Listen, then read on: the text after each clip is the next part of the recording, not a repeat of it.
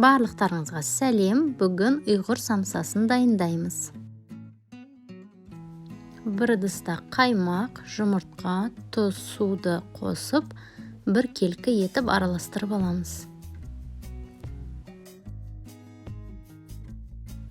Тоңазытқыштан алынған майды ұнға үккіштен өткізіп қосамыз.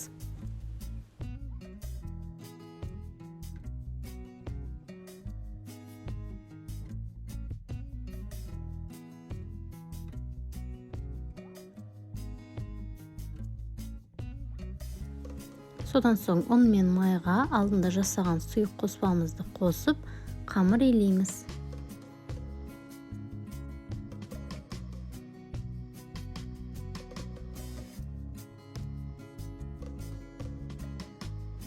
Дайын болған қамырымызды жарты сағат холодильникте демалдырамыз.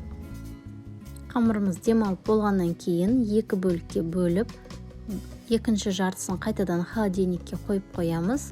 Бірінші жартысын еттің қамырын жаятындай етіп жаямыз. Құрамында майы көп болғандықтан қамыр тез жайылады.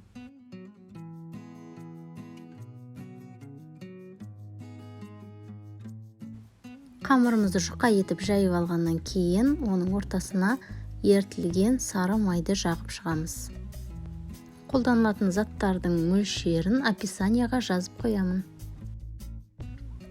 Майды қамырдың барлық жеріне жететіндей етіп, бір келкі етіп жағамыз. Содан соң қамырды видеода көрсетілгендей етіп, тығыздап орап шығамыз.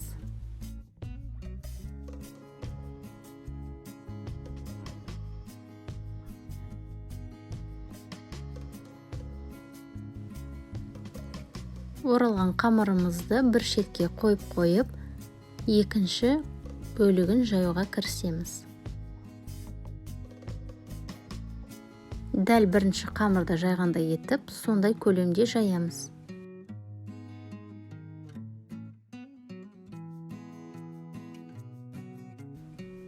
Жайып болғаннан кейін ерітілген майды жағып,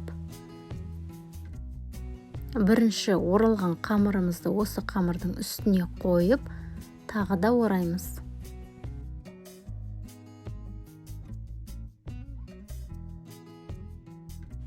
Қамырымызды жақсылап тығыздап орап, шет-шетін жабыстырып, қамырымызды жинақтап, кемінде 3 сағатқа морозильникке қоямыз. Бір түнге қойсаңыздар тіптен жақсы болады. Мен салмасына фарш, пияз, картоп және майдалап туралған құйрық май қостым. Тұз, бұрыш, дәмдеуштерді өзіңіздің қалауыңызша қосасыз.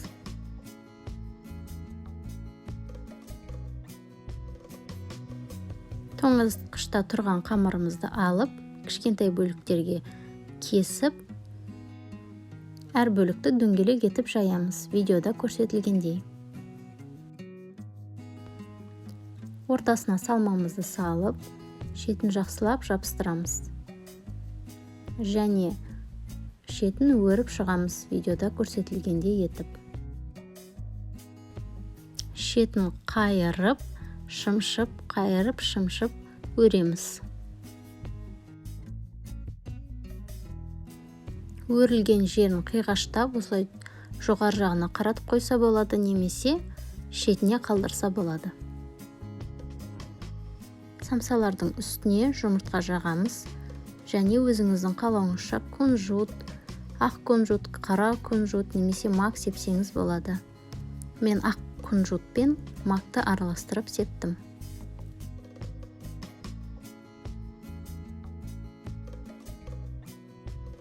180 градусқа қыздырылған пеште 30 минут пісіреміз. Самсаларымыз дайын. Бұл самсаны тапсырысқа да пісірсеңіз болады. Дәмі өте дәмді, қамыры жұмсақ болып піседі. Пісіріп көрсеңіз, еш өкінбейсіз. Егер рецепт ұнаса, лайк басып, комментарий жазыңыздар. Сіздермен болған Гүлжанат. Менің келесі рецепттерінде кездескенше.